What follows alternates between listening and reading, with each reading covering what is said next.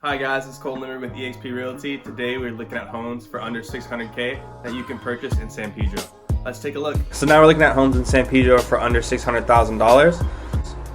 A lot of condos and some single family homes. We kind of got a good range. This is a good price point for the San Pedro area. Let's take a look. We're gonna jump in on this condo on Gaffey. It's on Gaffey Street. We're gonna look. It's a 3-bedroom, 1 bath, and 1 half bath. 1,300 square feet. It's currently been on the market for 17 days. The building was built in 1973. So let's take a look at some of the pictures and see how it looks. Oh, that looks lovely, I think. Got a nice spacious living room that opens up into the kitchen. That open kind of concept is very desirable nowadays. We see a lot of people tearing down walls to kind of opening up kitchens. It's pretty cool. Got a nice little open concept. Looks like these windows bring in a lot of light, which is really nice because sometimes in San Pedro you're kind of close to other people and the other buildings can kind of block the sunlight, but it doesn't look like that's happening here, which is really nice. So we got hardwood floors here. Yeah, like see there's that window and you can see that there's not a whole lot of other building intrusion on your view. Even out the window you can see all the San Pedro, which is really nice. Got a nice little deck here. Looks like they made it a little private with these lights. These lights are the best thing you can buy at Target or Walmart. I feel like they spruce up any outside environment for, I think they're like $25. They're amazing. They look so good and they have that kind of orangey glow. We call this a little peekaboo view from the patio. This looks really nice. See the ocean, probably see some of those big ships that come in and out of the harbor. That's really cool. There's that open concept living room again. Wonder if there was a wall here that kind of divided the kitchen and the living room. Maybe someone at some point took it down. That would be pretty interesting because they did leave the support pillar here, which is pretty cool. That's awesome. Some more views of the kitchen. Looks like we got some granite countertops. These look like newer cabinets here with the nice hardware. Nice.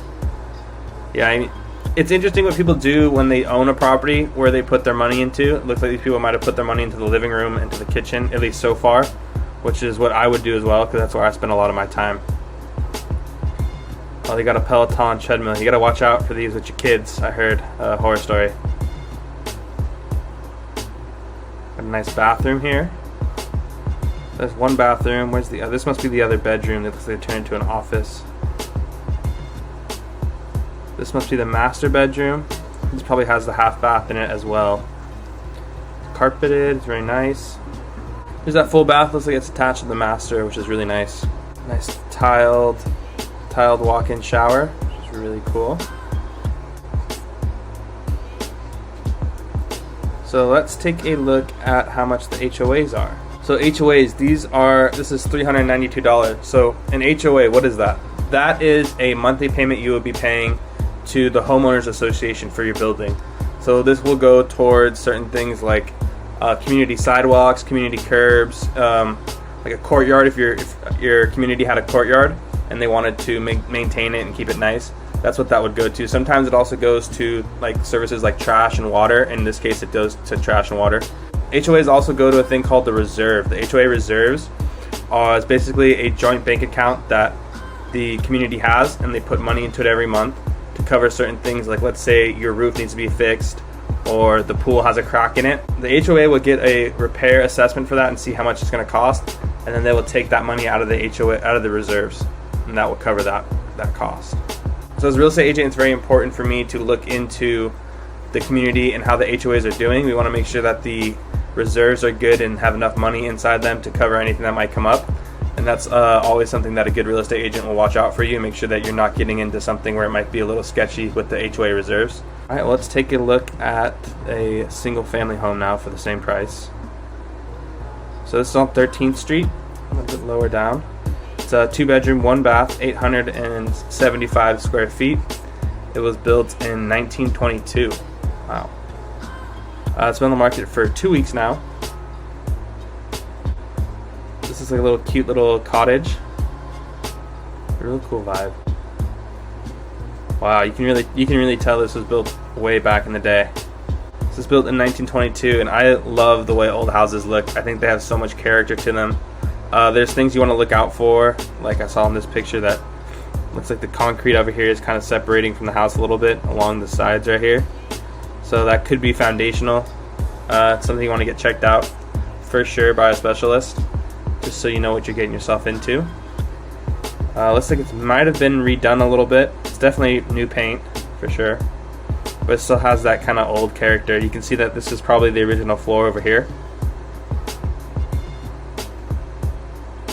I really want to know what's inside here. I feel like you can, there might be like a little crawl space or something. A little storage unit.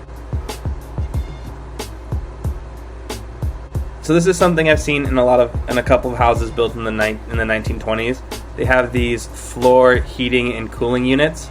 Some of them don't work anymore just because they're old, but if it does work, it's really cool and it's really rare. It's a really awesome feature to have in a home.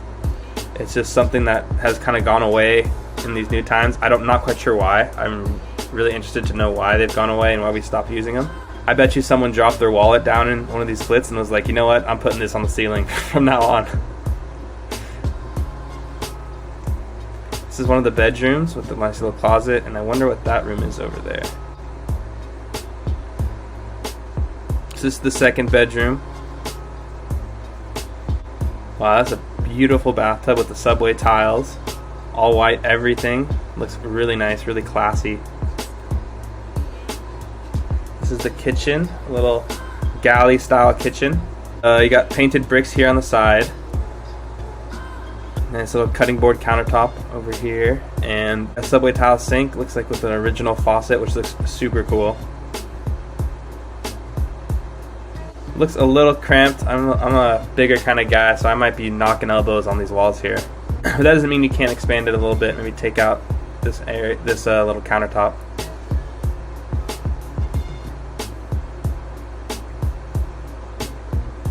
This is the backyard.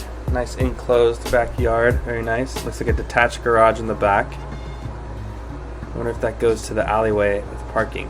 Oh, it looks like it does right here. So an interesting thing that we're seeing a lot, especially here with California with housing being so crazy, is making detached garages ADUs, which stands for additional dwelling units. So the listing price is $539. In my professional opinion, I think that's probably going to go up. I bet you they're going to get over asking, probably multiple offers on this property, just because that's the way the market is right now. It's a little crazy. What I've noticed with my buyers is that the list price is definitely not the sales price, so you have to be willing to go up a little bit. And that's the way the market is. You know, the market really dictates the price of the property. So if you see a property that looks like this that needs a little bit of work, right now what we're seeing in this market is that there's people who don't care about that and who are going to pay over the asking price. So if you want it to be serious, you're going to have to put in a serious offer, and that's just how things are going right now. Alright, well, let's check out another single family home. This one's on 18th Street. Let's see the difference. It's a little bit lower in San Pedro. They only have one picture, so we're not going to look at this one. Never mind. Psych, psych, psych. Sign, super psych. Alright guys, well that was all the homes in San Pedro currently on the market for under $600,000. As you can see, we have some single family homes as well as condos. It's important to factor in HOA fees, how much they're going to cost monthly, and whether or not that works in your budget. It's important to understand the differences between a single family home and a condo. With a condo, you have to make sure that you get certain things approved first, like tearing down walls or the exterior paint color of your house, where with a single family home, it's a lot easier to do those kind of things. Alright guys, well thanks for sticking around. I'm Colton Lindberg with eXp Realty. Make sure you go down in the comments, leave me a comment on what you would prefer, a single family home or a condo. Also give this video a thumbs up and make sure to subscribe and stay tuned for the next video. Alright guys, have a great day. Yoo!